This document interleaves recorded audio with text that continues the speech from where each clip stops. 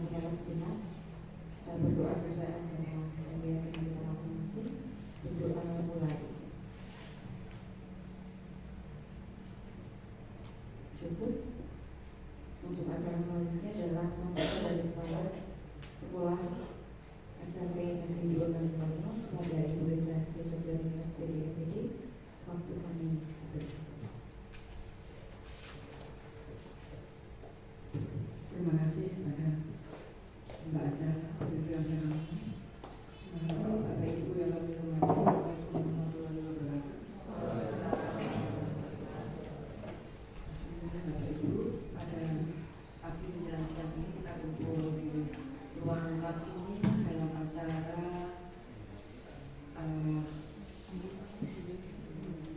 kegiatan guru penggerak calon CGP Angkatan 10 di sekolah kita, yaitu Ibu Fajar Kurniawati, yang mana acara siang ini adalah acara dengan tema diseminasi budaya positif. Ini Bapak Ibu, sebelumnya tetap siang Bapak Fajar. Terima kasih sendaknya saya ada Ibu Fajar. Terima kasih. Bapak Ibu, monggo ini kegiatan Ibu Fajar ini kita dukung. Ya bukan hanya pribadi aja, memang ini kegiatan bangsa Indonesia ya, kegiatan Dinas Pendidikan Kebudayaan dan Riset. Sekarang memang ada kegiatan, ada guru penggerak, kemudian nanti alhamdulillah kalau sudah lolos mungkin ada tes pengawas. Itu biasanya kalau guru penggerak lolos nanti langsung suruh tes pengawas, biasanya seperti itu. Alhamdulillah Bapak Ibu, terima kasih Bu Fajar sudah mewakili kemarin yang angkatan Mbak ini 7 Mbak? 7 angkatan 7 setelah kita sudah terwakili Ibu Eti, kemudian angkatan 10 ini Ibu Fajar. Terima kasih sekali lagi, mana dengan adanya guru penggerak ini saya pribadi maupun kedinasan memohon untuk kemajuan dan peningkatan terutama dalam hal kegiatan belajar mengajar di sekolah SMP Negeri Banyuwangi. Jadi ilmunya itu ditularkan kepada teman-teman sejawat. Jadi punya ilmu jangan disimpan sendiri. Ini kewajiban penjenengan sebagai guru penggerak itu menyalurkan, menginfokan bahwa dengan era perkembangan zaman dan tuntutan untuk Indonesia emas ini, monggo ini ilmu penjenengan ini ditunggu teman-teman, minta teman-teman untuk terbuka kita mengikuti kegiatan CBP ini. Dengan tema diseminasi budaya positif ini, saya mohon Bapak Ibu semuanya, karena penjenengan itu sebagai pengajar, pendidik,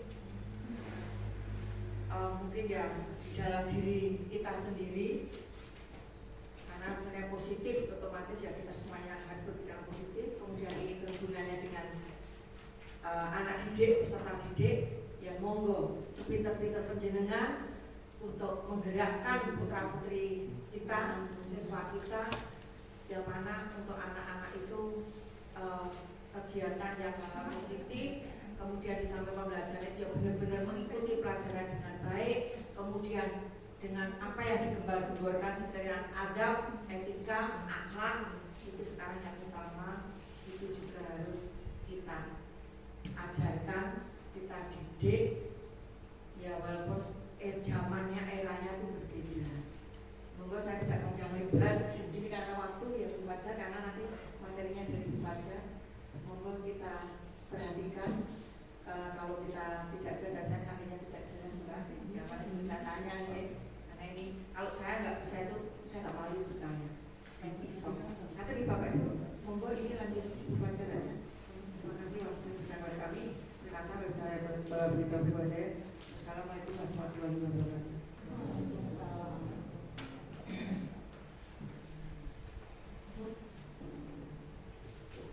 Terima kasih atas sambutannya Ibu. Untuk selanjutnya yaitu adalah acara inti yang akan disampaikan langsung oleh Bu Fajar.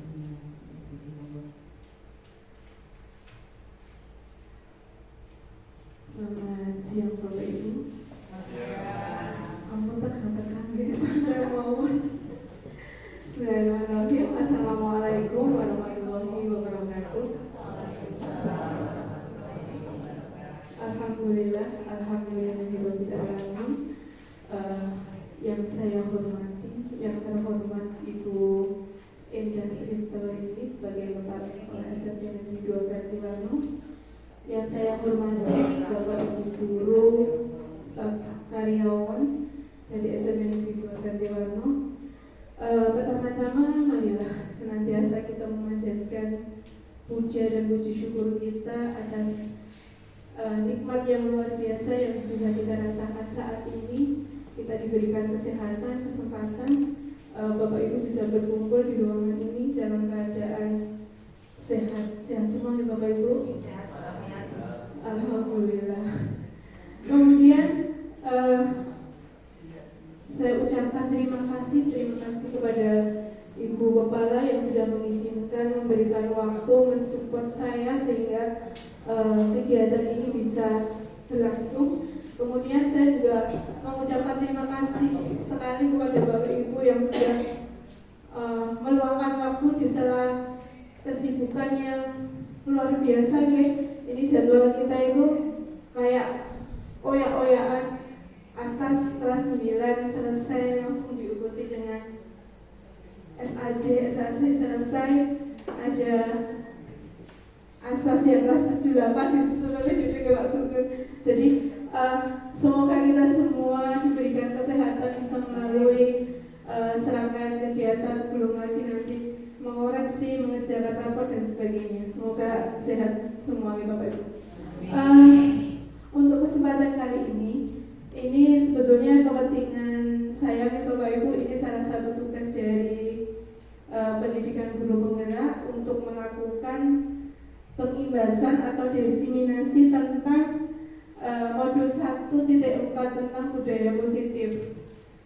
Jadi saya berharap ini walaupun untuk kepentingan saya nanti Bapak Ibu bisa mengambil sesuatu yang bermanfaat gitu, seandainya ada yang bermanfaat semoga ada gitu.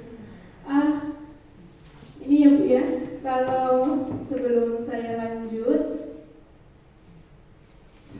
ini ada pertanyaan nanti Bapak Ibu. Bapak Ibu mohon izin ya, saya bukan berdiri di sini, bukan saya yang lebih pintar, bukan, kita saling sharing mawon. Jadi ampun tegang Bapak Ibu. Ini pertanyaan romantis yang pertama Bapak Ibu. Pemberian, apakah Bapak Ibu setuju bila pemberian hukuman itu dapat mendisiplinkan siswa? Kira-kira setuju boleh? Setuju? Bulasnya setuju? Siapa yang setuju tunjuk jari? 1, 2, 3, 4, 5 orang. Kemudian yang kedua, pemberian hadiah itu meningkatkan prestasi siswa. Setuju boleh Bapak Ibu? Setuju. 1, 2, 3, 4, 5, 6, 7, 8, 9, 10. Oke. Yang ketiga, guru harus mampu memberikan solusi untuk setiap siswa yang bermasalah. Jadi guru harus mempunyai solusi untuk siswa yang bermasalah. Setuju ini Bapak Ibu? Setuju. Setuju semua? Oke. 1, 2 yang ngaco. 4. Oh, setuju semua gitu? Oke.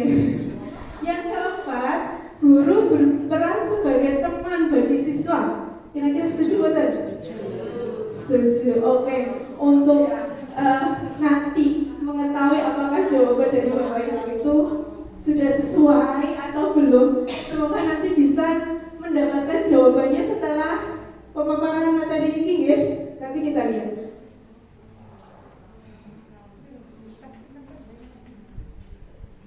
Oke Bapak Ibu, ketika mendengar tentang budaya positif ini pun ngomong gitu. Kebiasaan baik, oke Bu Betty, kebiasaan baik. Yang lain Bapak Ibu, kira-kira pernah mendengar nggak istilah ini? Mesti sering ya? Sering. Kira-kira apa? Belasri. Oke, melakukan perbuatan yang baik. Jadi namanya budaya itu kan sebuah sebuah kebiasaan gitu ya. Kemudian positif itu berarti yang baik. Jadi budaya positif itu adalah perwujudan dari nilai-nilai atau keyakinan universal yang diterapkan di sekolah. Yang namanya nilai-nilai itu kan ada nilai yang baik, ada nilai yang buruk. Lah yang nanti kita pelajari di sini adalah yang tentang nilai-nilai kebajikan. Kemudian untuk menerapkan atau menciptakan budaya positif di sekolah, ada beberapa konsep yang harus kita pahami Bapak Ibu. Yang pertama adalah tentang disiplin positif. Kemudian yang kedua tentang motivasi perilaku manusia. 3 posisi kontrol manusia. Kemudian yang keempat adalah kebutuhan dasar manusia. Yang kelima keyakinan kelas. Dan yang keenam adalah tentang segitiga restitusi. Kira-kira kalau ditampilkan 6 hal itu yang sudah terlalu sering didengar atau ada yang belum pernah didengar Bapak Ibu? Belum pernah. Yang mana yang belum pernah? Oh, yang terakhir tentang segitiga restitusi. Oke, nanti kita sampai di sana ya Bapak Ibu, sabar. Sekarang ini ada sebuah permainan. Bapak Ibu silakan berpasangan, cari pasangan. Yang tidak, monggo cari pasangannya dulu. Yang oh, siapa? Monggo. Nanti yang satu orang atau dua-duanya boleh. Jadi 2 tangan, satu itu menggenggam.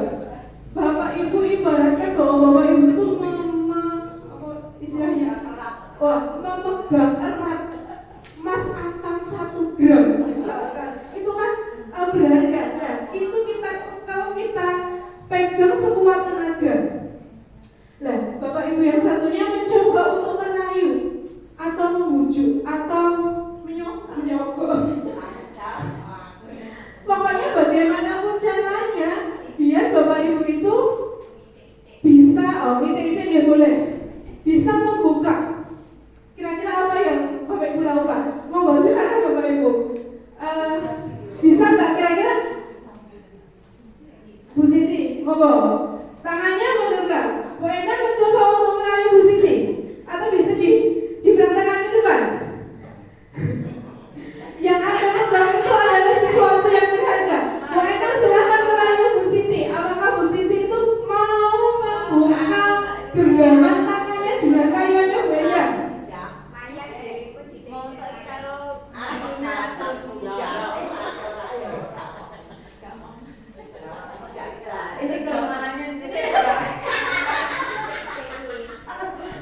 Oke, kalau Bu Fibri dengan mulutnya, kira-kira Bu Fibri mau nggak membuka genggaman tangan yang berharga itu dengan rayuannya Bu Tuti?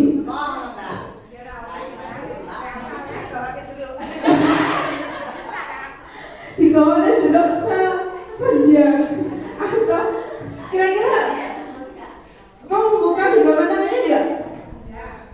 Enggak. Oke. Tadi Bu Siti mau ya membukakan genggaman tangannya ya, karena rayuannya Bu Endang ya. Kira-kira kita mau membuka genggaman tangan atau tidak itu prioritasnya bagus, tergantung kita. Itulah kontrol diri kita. Betul ya Bu? Kalau saya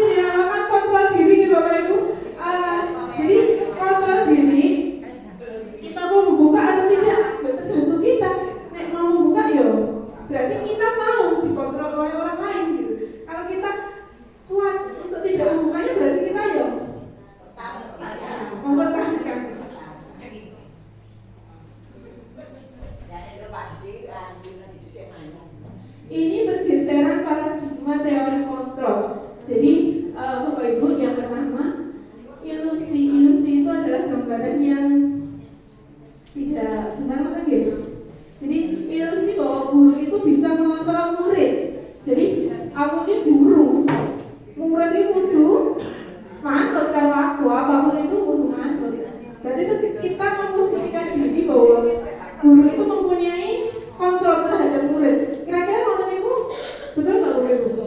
Betul. Oke betul. Ini ilusi ya. Jadi harusnya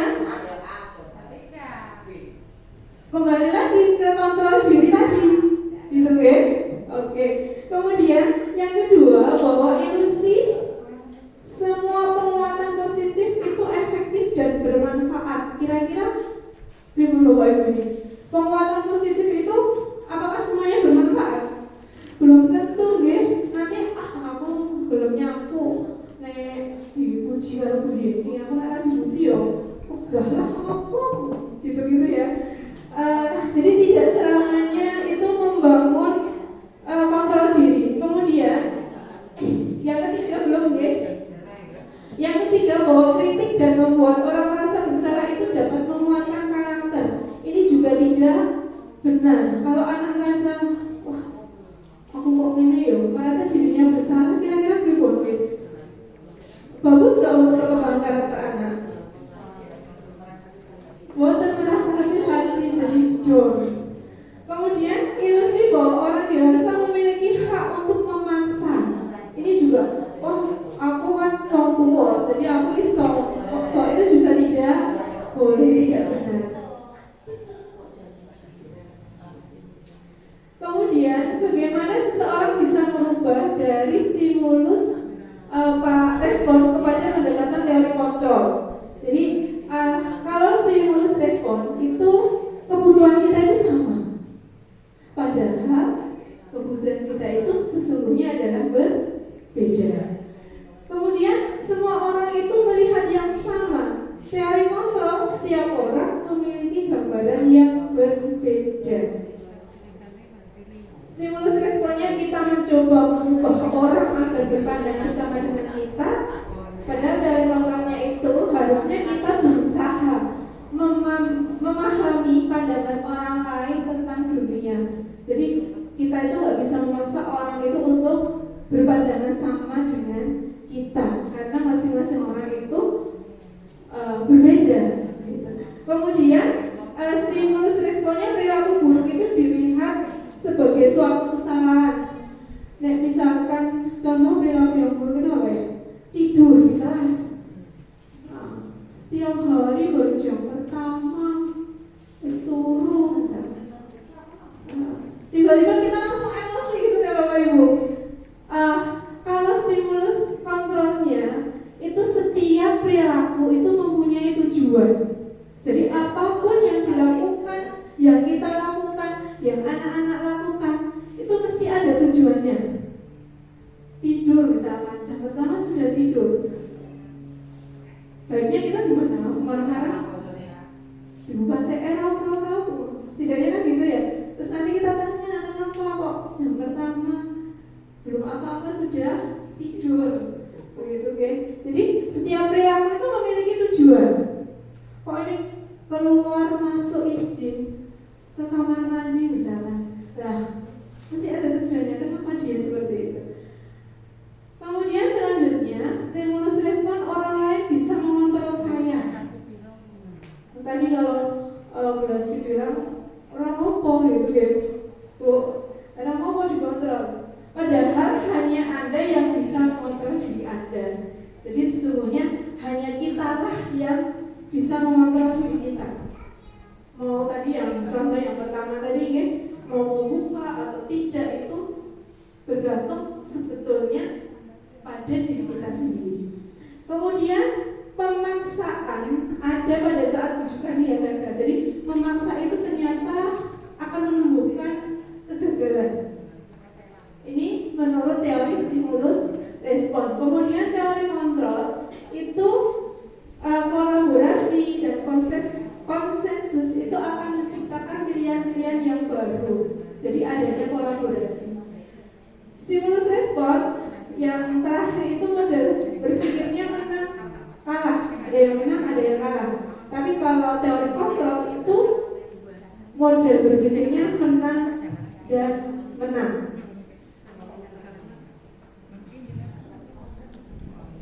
Kemudian ini konsep yang pertama tadi ya Bapak Ibu,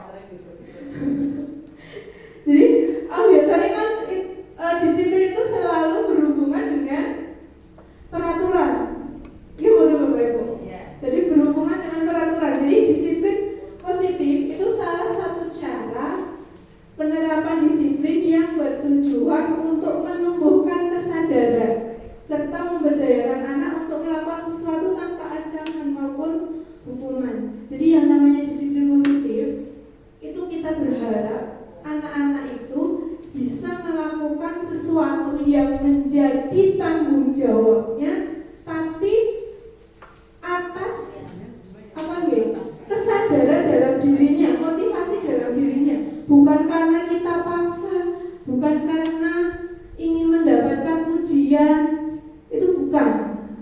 Jadi disiplin positif itu menumbuhkan rasa tanggung jawab pada diri seseorang, tapi itu berasal dari dirinya sendiri. Kemudian, nilai-nilai kebajikan apa yang ada di dalam disiplin positif tersebut? Saya yakin Bapak Ibu guru semua sudah paham ya ini tentang nilai kebajikan, tentang profil pelajar Pancasila. Ini sudah 2 tahun ini kita utek-utek, kita gladi anak didik kita, murid kita itu biar dia sesuai dengan profil pelajar Pancasila. Kira-kira ada berapa elemen Leo? Berapa?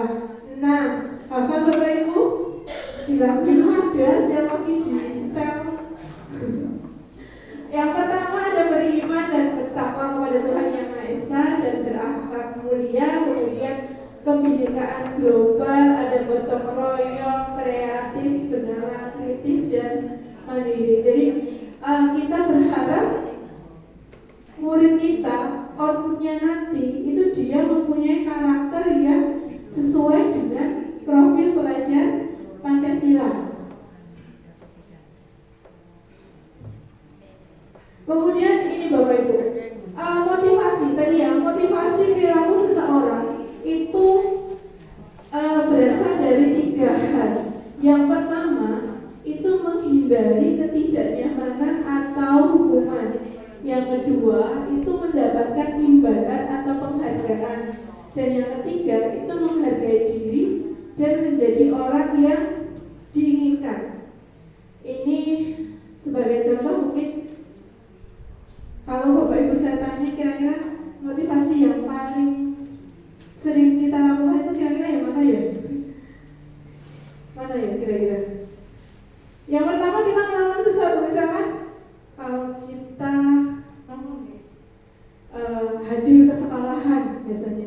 Kalau seandainya tidak ada saya naga, kira-kira yuk datang pagi-pagi enggak ya Bapak Ibu? Tidak.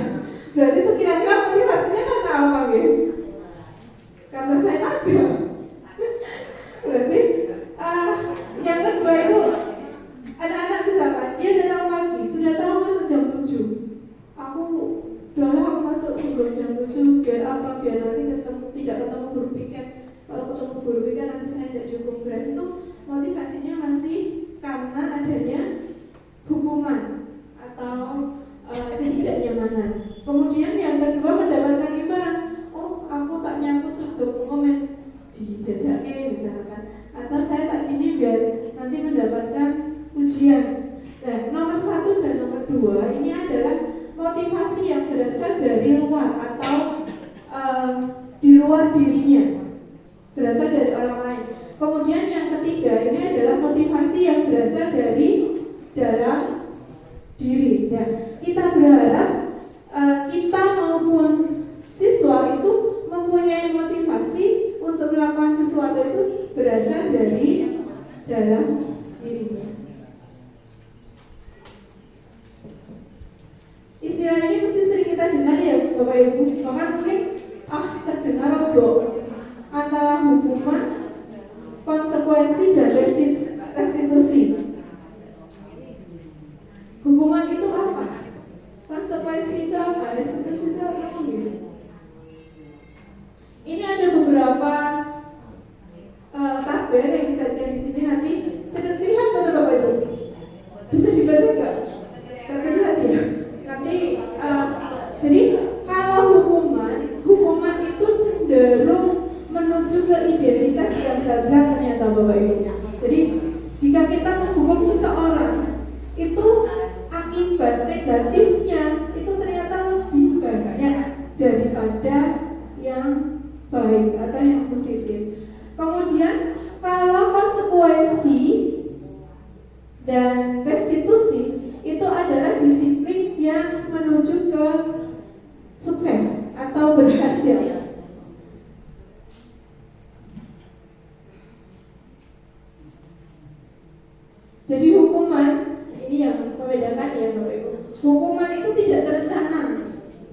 bersifat satu arah. Kemudian hukuman itu bisa berupa hukuman fisik, psikis, atau kata-kata yang kasar. Jadi kita membentak misalkan, kita bentak-bentak anak, berarti itu sudah termasuk kita menghukum. Kemudian kalau konsekuensi itu bersifat terencana, disepakati. Bentuk konsekuensi dibuat oleh pihak sekolah atau guru. Kemudian kalau restitusi itu adalah proses menciptakan kondisi bagi murid untuk memperbaiki kesalahan sehingga mereka bisa kembali pada kelompok mereka dengan karakter yang lebih kuat. Kira-kira kita mau melakukan yang mana ya Bapak Ibu? Hukuman, konsekuensi, atau restitusi?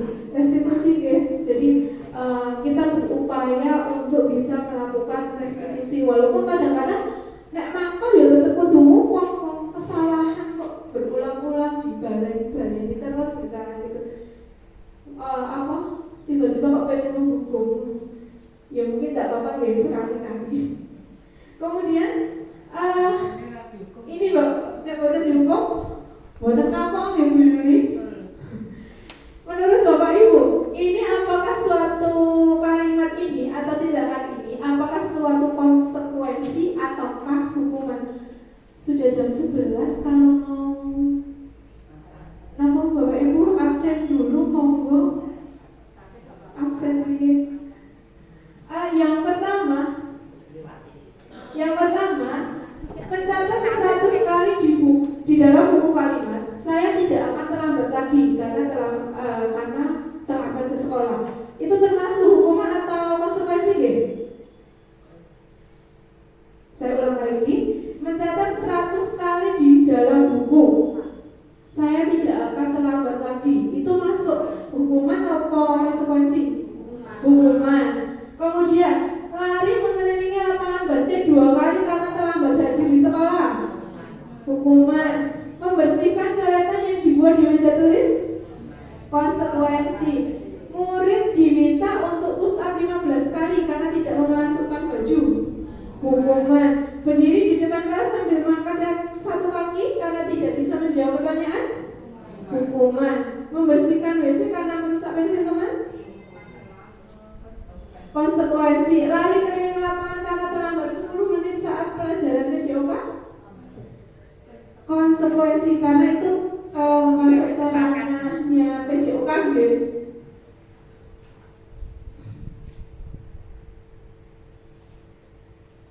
Yang berikutnya Bapak Ibu dihukum oleh penghargaan. Mungkin Bapak Ibu sering memberikan penghargaan atas siswa yang berprestasi gitu ya. Ternyata ini berpengaruh atau berdampak beberapa hal. Yang pertama, pengaruh jangka pendek dan jangka panjang. Kalau jangka pendek itu mungkin sakit nih Bapak Ibu. Aku nek ora digawe hadiah, aku ora sinau misalnya. Kalau dalam jangka pendek kita berikan hadiah, ulangan dapat nilai 100 kasih hadiah. Tapi kalau jangka panjang ulangannya 10 kali setahun, berarti kita memberikan hadiah 10 kali, nanti dikalikan kelas kita. Kira-kira itu dampaknya baik buat Bapak Ibu?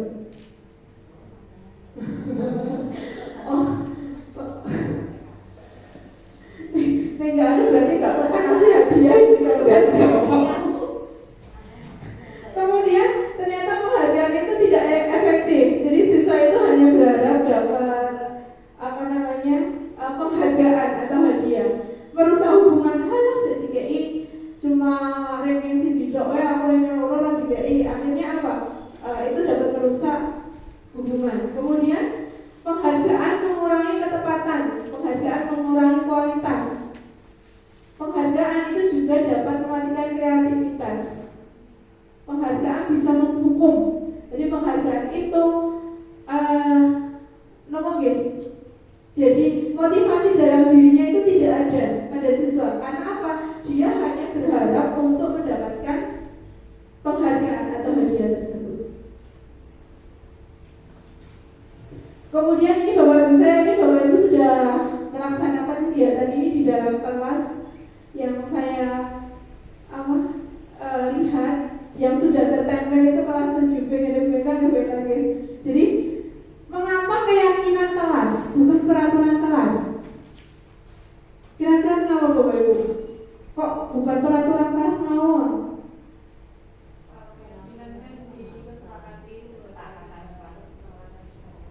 Oke, gimana Bu Fitri?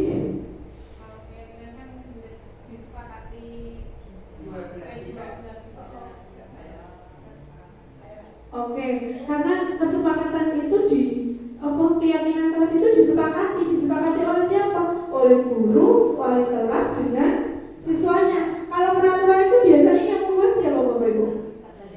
Oh, dari sekolahan. Jadi kita guru, siswa itu tinggal terima apa peraturannya. Ngerti nggih? Jadi kalau tadi Bu Fitri bilang betul sekali, keyakinan kelas itu dibuat berdasarkan kesepakatan antara guru dan siswa dan bersifat universal, bersifat umum. Kemudian kalau peraturan itu biasanya dibuat oleh guru dan bersifat satu arah.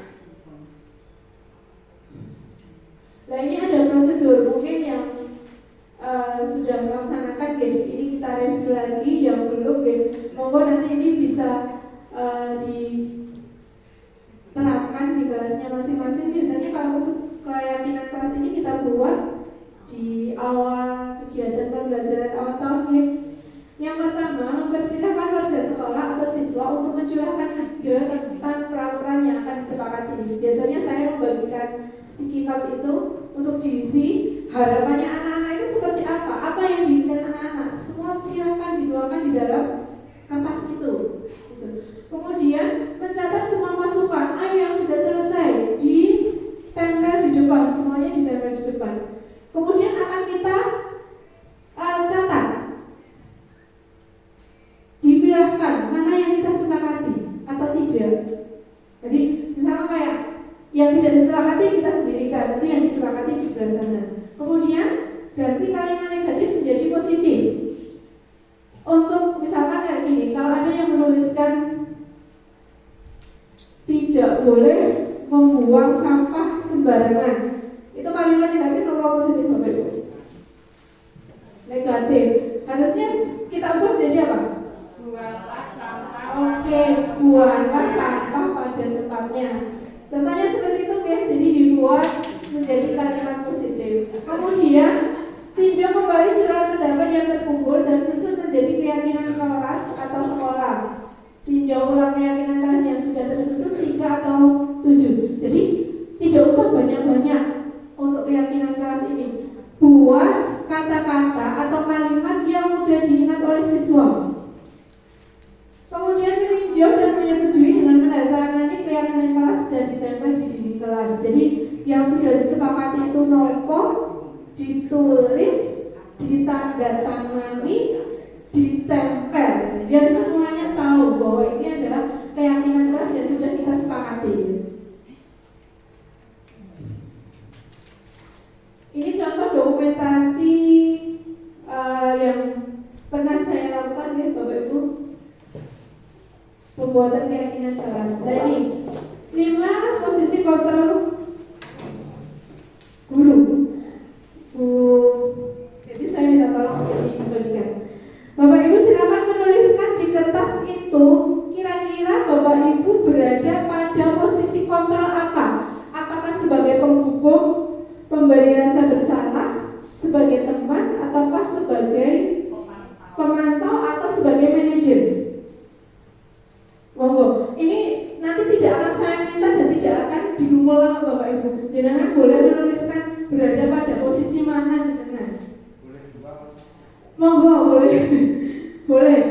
boleh 2, boleh 1. Mereka selama ini saya itu posisi kontrol saya berada di posisi apa? Ataukah penghukum, memberi rasa bersalah, sebagai teman, pemantau, atau sebagai manajer? Dalam semua dilakukan oleh ya Bu, tergantung situasi dan kondisi.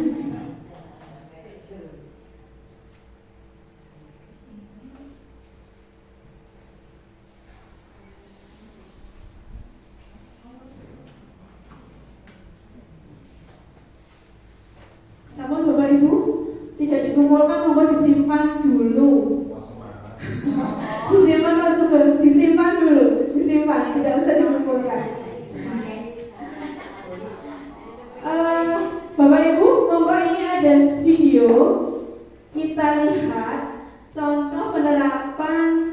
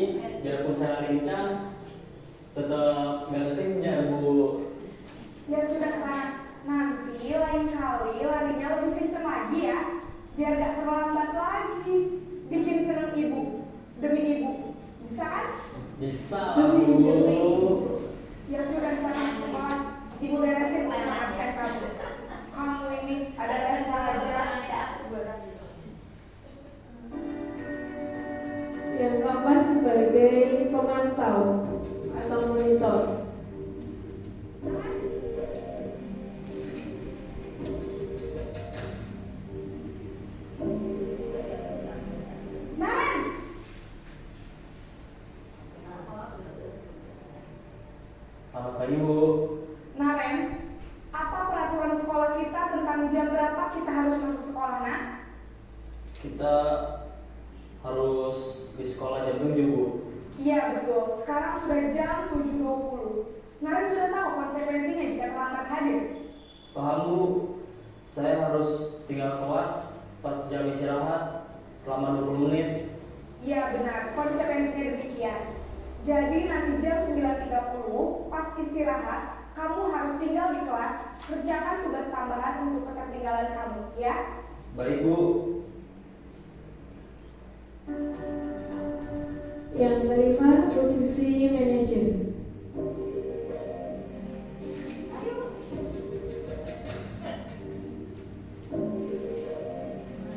Naren!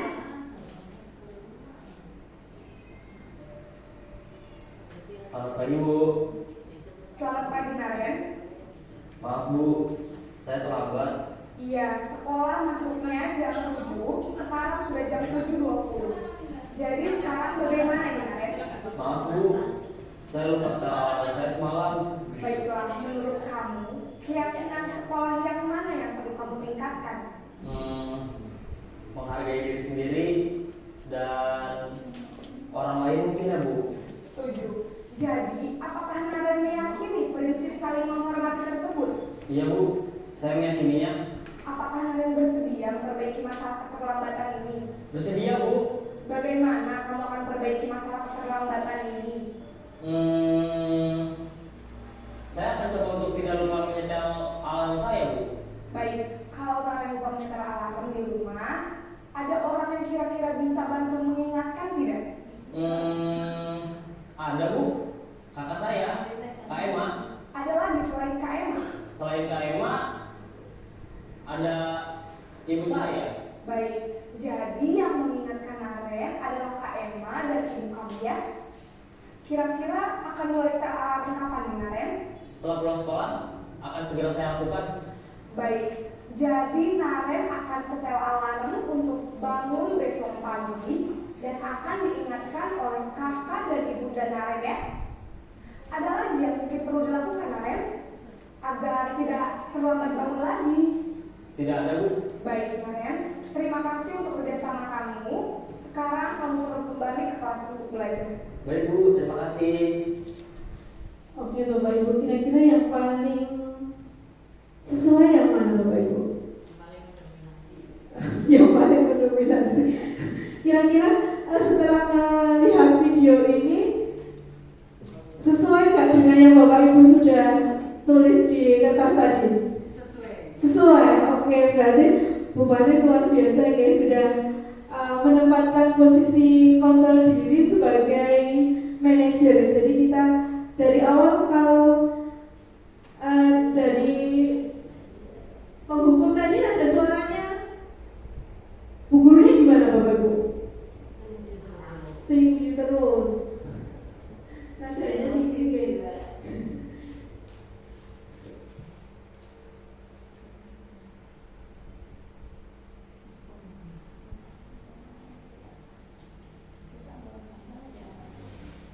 Nah ini, penghukum itu dia menghardik, menunjuk-nunjuk, berkaca pinggang, membentak, hukumannya bisa fisik atau verbal. Dampaknya apa Bapak Ibu?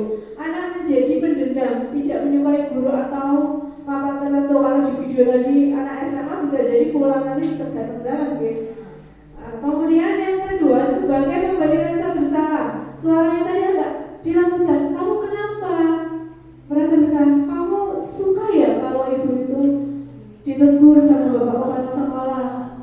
Nanti kalau ibu jantungan bagaimana? Dan nadanya agak diturunkan. Dampaknya apa? Membuat siswa itu dia akan merasa bersalah dan rendah diri. Kemudian sebagai teman, sebagai teman, guru bersikap ramah, cenderung bersenda gurau dan untuk menghangatkan suasana kayak ngobrol dengan temannya begitu. Dampaknya apa? Murid hanya bergantung pada orang tersebut. Jadi, kalau saya nggak sama Bu Endang, saya nggak mau, dengan guru lain saya nggak mau, karena Bu Endang itu apa? Teman kayak sudah kayak teman-teman curhat saya, bisnis saya misalnya begitu. Kemudian yang berikutnya adalah sebagai pemantau. Ini tadi nada bicaranya dan ekspresinya data biasa, dia mengandalkan perhitungan catatan data. Kemudian dampaknya apa? Sanksi tidak melihat nilai kebajikan yang sepenuhnya. Kemudian yang manajer, jadi yang manajer tadi guru itu membiarkan anak untuk mencari solusinya sendiri. Kamu terlambat kenapa? Kenapa bisa terlambat? Dan anak mencari solusinya dengan apa? Nyetel alarm begitu. Dampaknya apa? Anak lebih mandiri dan bertanggung jawab. Kemudian Bapak Ibu, ini adalah kebutuhan dasar manusia. Jadi ada 5. Yang pertama bertahan hidup, kasih sayang dan rasa diterima, penguasaan, kebebasan dan kesenangan.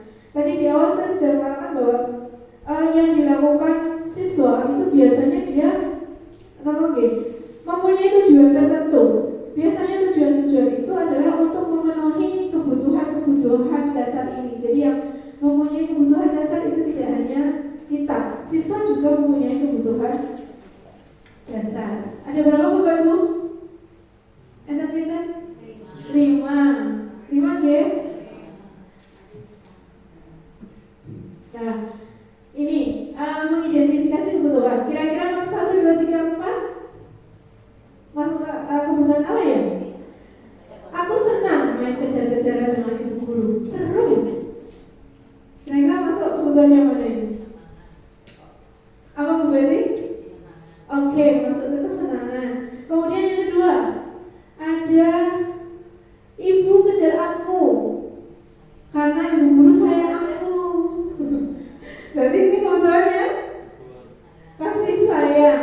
Aku hebat, aku bisa bikin ibu guru kejar. Apa kira-kira? Ayo, yang mana? Penguasaan. Kemudian aku bosan belajar mewarnai terus di dalam kelas. Kebebasan. Berarti sudah paham ya Bapak Ibu? Kemudian ini tadi yang terasa asing. Apa itu? Ini tentang segitiga restitusi. Jadi segitiga restitusi ini ada 3 langkah Bapak Ibu. Yang pertama, menstabilkan identitas. Kemudian yang kedua, validasi kebutuhan. Yang ketiga, itu menanyakan keyakinan. Di dasar segitiga menstabilkan identitas itu kita mengungkapkan, menanyakan bahwa setiap orang itu pasti pernah melakukan kesalahan. Jadi biar anak itu tidak minder atau tidak, nggak apa-apa berbuat salah. Setiap orang itu pasti pernah kok berbuat salah. Bu guru juga pernah melakukan itu. Kamu bukan satu-satunya kok anak yang melakukan kesalahan itu yang berada di bawah atau menstabilkan identitas. Kemudian yang sebelah sini ini adalah validasi kebutuhan. Validasi kebutuhan ini contohnya adalah pernyataan, kamu tentu punya alasan kenapa kamu membuang sampah sembarangan misalkan. Alasanmu apa? Mengapa itu kamu lakukan? Kemudian adakah cara yang lebih efektif untuk mendapatkan apa yang kamu butuhkan? Gitu. Kemudian yang langkah ketiga adalah menanyakan keyakinan. Misalkan dari keyakinan apa yang kira-kira kamu langgar kalau kamu itu membuang sampah sembarangan?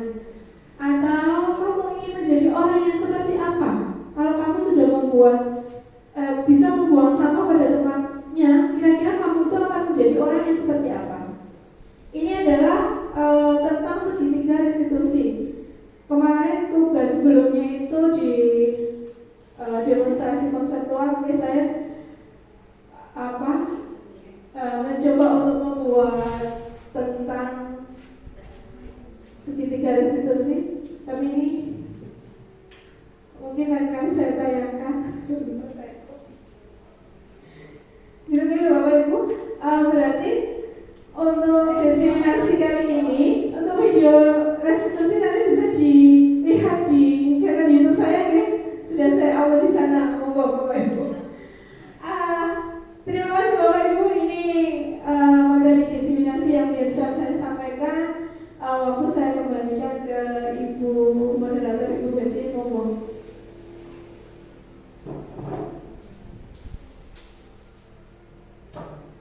Jadi dengan acara ini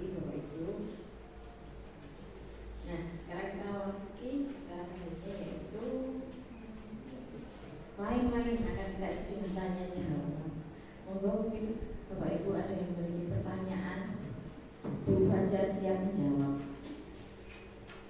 Ya, monggo Bu Bibi. Berdiri aja. Berdiri dan sampaikan pertanyaannya. Kita biasa ini saja. Terima kasih atas waktu yang diberikan kepada saya. Tadi kan sudah dijelaskan tentang segitiga restitusi itu ada 3 langkah. Kemudian yang pertama identifikasi kesalahan, kemudian validasi masalah, dan yang ketiga adalah menanyakan keyakinan.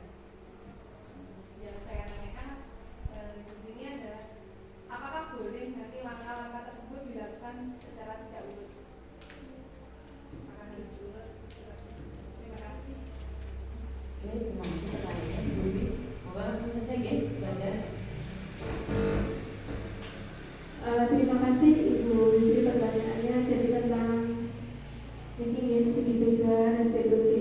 Jadi segitiga restitusi tadi ada 3 langkah. Yang pertama menstabilkan identitas, yang kedua validasi kebutuhan, dan yang ketiga adalah menanyakan keyakinan. Ini namanya aja sebuah langkah gitu. Berarti kalau sebuah langkah itu bisa nggak diacak? Sangat betul gitu. Betul di Bapak Ibu, namanya langkah itu harus urut. Jadi pertama, misalkan contoh kasus apa ya, terlambat tadi, misalnya terlambat sekolah. Yang pertama kita menstabilkan identitas dulu. Kenapa kok kamu bisa terlambat? Kamu bukan satu-satunya orang yang pernah terlambat. Guru juga pernah terlambat sekolah. Itu menstabilkan identitas. Kayak sebuah pembenaran bahwa melakukan sebuah kesalahan itu wajar, biasa, semua orang pernah gitu. Kemudian yang kedua baru ke validasi kebutuhan. Validasi kebutuhan ini kamu mesti punya alasan kok kamu terlambat sekolah itu kira-kira kenapa? Saya bangun kesiangan Bu. Kenapa kok bisa bangun kesiangan? Semalam begadang, main HP misalnya. Itu termasuk validasi kebutuhan. Kemudian yang selanjutnya adalah menanyakan keyakinan. Kira-kira kalau perbuatan seperti itu anak kita gini, kamu terlambat itu menyalahi aturan bukan? Kalau menyalahi aturan, mari kita cek solusinya itu nanti dari masalah kamu begadang itu apa? Kok apa harus kalau main HP itu lupa waktu sampai tahu-tahu jam 1, jam 2, apakah harus seperti itu? Biar anak-anak menyadari kesalahannya sendiri. Itu tujuan dari segitiga restitusi. Begitu Bu Bibi? Masih jadi menurut saya tidak bisa ya kalau tidak urut harus urut. Monggo Bu. Oke, mungkin ada pertanyaan yang lain? Oke, karena tidak ada, ya kita akan menuju acara terakhir yaitu penutup. Karena tadi bukan doa, kita tutup dengan doa. Menurut agama dan keyakinan kita masing-masing, berdoa memulai. Selesai. Saya ucapkan terima kasih atas keikutsertaannya Bapak Ibu di sini. Terima kasih. Wassalamualaikum warahmatullahi wabarakatuh.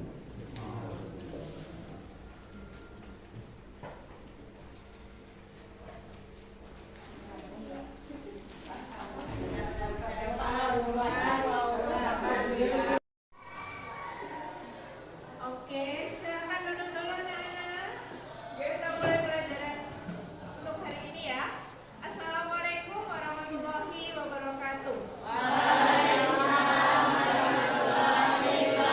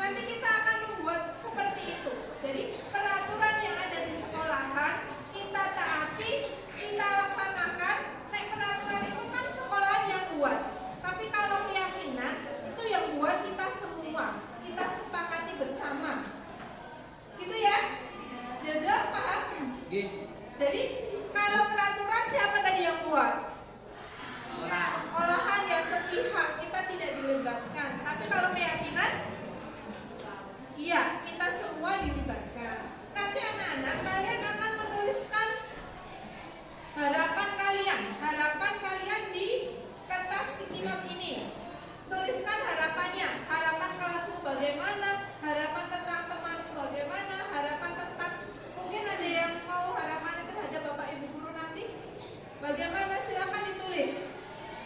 Kalau sudah ditulis, nanti silakan ditempel di papan tulis yang sudah saya sediakan. Begitu ya, Pak? Oke, saya minta tolong Selin bagikan temannya yang ada di belakang. Sini Aura, sini ada Lia. Ini minta tolong berapa orang ini? Boleh ya, silakan. Satu orang satu ya.